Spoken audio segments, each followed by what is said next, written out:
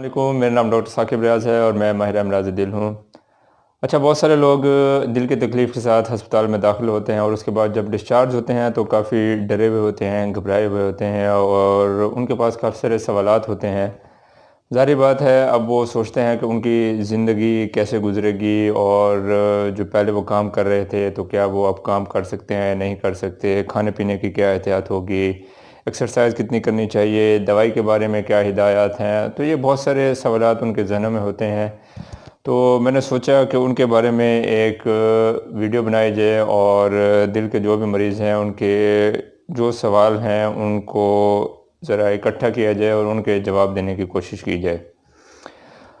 तो सबसे पहली जो चीज़ जो वो पूछते हैं और दिल के मरीज़ हमसे बहुत ज़्यादा पूछते हैं, जब वो दाखिल होते हैं या उसके बाद भी जब वो आउटडोर में आते हैं, तो उनका ये सवाल होता है कि डॉक्टर साहब, खाने पीने के बारे में बताएं कि खाने पीने के बारे में क्या खाएं, क्या एहतियात करें, इसके बारे में ज़रा बताएं।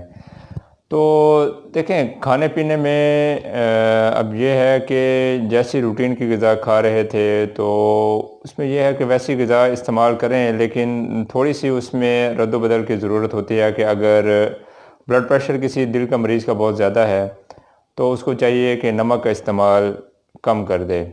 और उसके अलावा अगर वो बड़ा गोश्त ज़्यादा खाता है तो गोश्त का इस्तेमाल कम कर दे। उसके अलावा अगर वो तली हुई चीज़ें ज़्यादा खा रहा था, बाहर की चीज़ें, तली हुई चीज़ें, बेकरी की चीज़ें, तो उनको कम कर दे।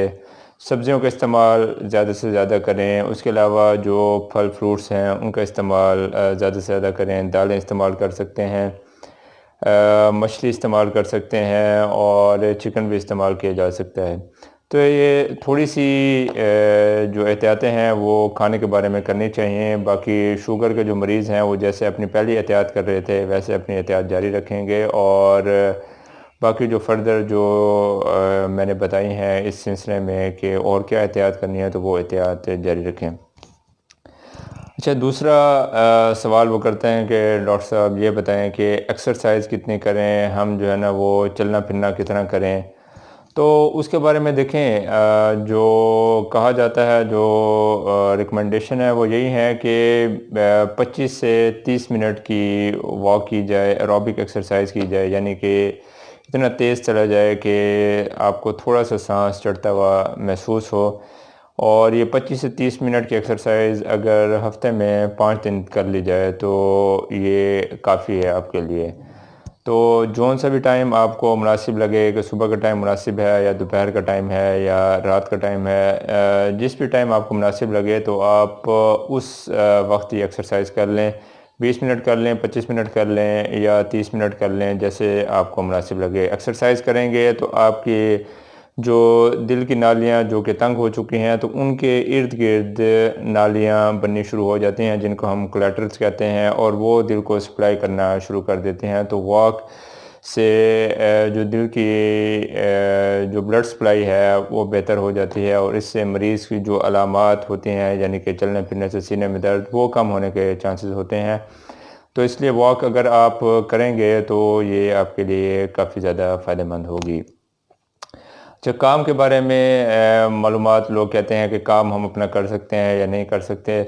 देखिए, अगर तो आपका काम आपको दिल की तकलीफ़ हुई है तो 2 हफ़्ते तक तो आप काम पर ना जाएँ, 2 हफ़्ते के बाद अपना काम शुरू करें। अगर कोई मुशक्क़त वाला काम नहीं है, अगर आप अपना काम बग़ैर किसी मुशक्क़त के करते हैं, यानी कि चेयर पर बैठ के या कोई ऑफ़िस वर्क है, तो वो तो आप जारी रखें। अगर कोई बहुत ज़्यादा मुशक्क़त वाला काम है, अगर ऐसा काम है जिसमें आपको बहुत ज़्यादा मशक्क़त करनी पड़ती है, तो उसके बारे में फिर आपको अपने डॉक्टर से मशवरा करना पड़ेगा, क्योंकि ज़ाहिर बात है जब आप मशक्क़त करेंगे तो दिल की जो ब्लड सप्लाई है वो ज़्यादा चाहिए होगी, और जब वो, क्योंकि नालियाँ पहले ब्लॉक होती हैं, तो अगर वो ब्लड सप्लाई प्रॉपर नहीं पहुंचेगी तो सीने में दर्द होने के चांसेस बढ़ जाते हैं। तो अगर बहुत ज़्यादा मुशक्क़त वाला काम आप पहले करते थे तो उसके बारे में फिर डिस्कशन करनी पड़ेगी कि आप वो काम आया कर सकते हैं या नहीं कर सकते।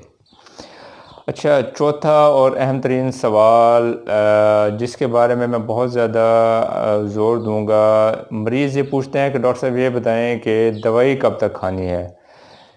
ان کے ذہن میں یہ ہوتا ہے کہ شاید یہ جو دل کی تکلیف ہے شاید کوئی کھانسی نزلے کی طرح ہے کہ بس 1 ہفتہ دوائی کھائیں گے یا 2 ہفتہ دوائی کھائیں گے تو اس کے بعد ہم نے دوائی چھوڑ دینی ہے۔ تو میں آج اس بات کو واضح کرنا چاہتا ہوں اور اس بات پر دباؤ دینا چاہتا ہوں کہ دل کے مریضوں کی جو دوائی ہوتی ہے وہ تا حیات ان کے ساتھ چلتی ہے۔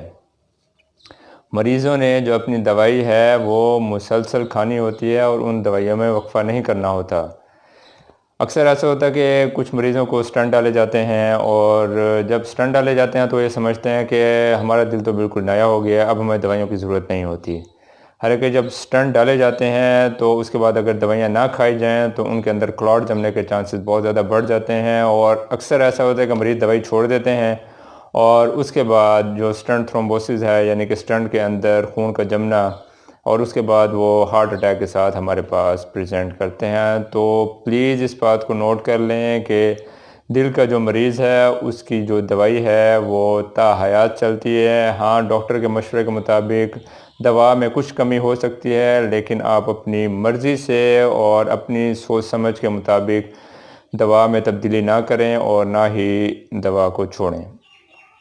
5واں سوال جو وہ پوچھتے ہیں کہ جو ازواجی تعلقات ہیں ان کے بارے میں کیا آپ کی رائے ہے، اور ان کے بارے میں یہ پوچھتے ہیں کہ اب اس کے کیا کیا جائے۔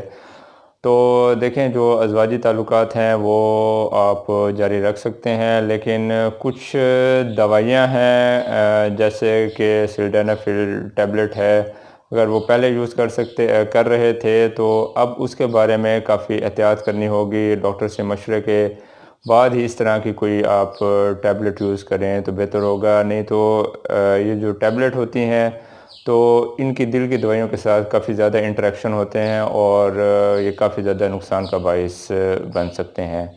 تو یہ کچھ 4-5 مریضوں کے اہم سوالات تھے جن کا میں نے جواب دینے کی کوشش کی۔ اگر آپ کے ذہن میں کوئی سوال ہے تو کمنٹ سیکشن میں کر کے آپ مجھ سے پوچھ سکتے ہیں۔ اگر کچھ ایسا سوال ہے جو کہ آپ مجھ سے پرسنلی پوچھنا چاہتے ہیں تو فیس بک پیج کا لنک نیچے موجود ہے، تو اس میں آپ مجھے میسج کر سکتے ہیں۔ اگر آپ کوئی اور سجیشن دینا چاہتے ہیں کہ کسی اور ٹاپک پر بات کی جائے تو آپ اس کے بارے میں مجھے بتائیے تاکہ اس کے بارے میں بھی ہم بات کر سکیں۔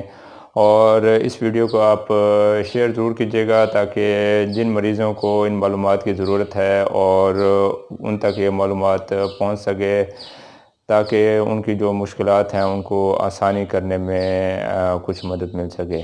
بہت شکریہ۔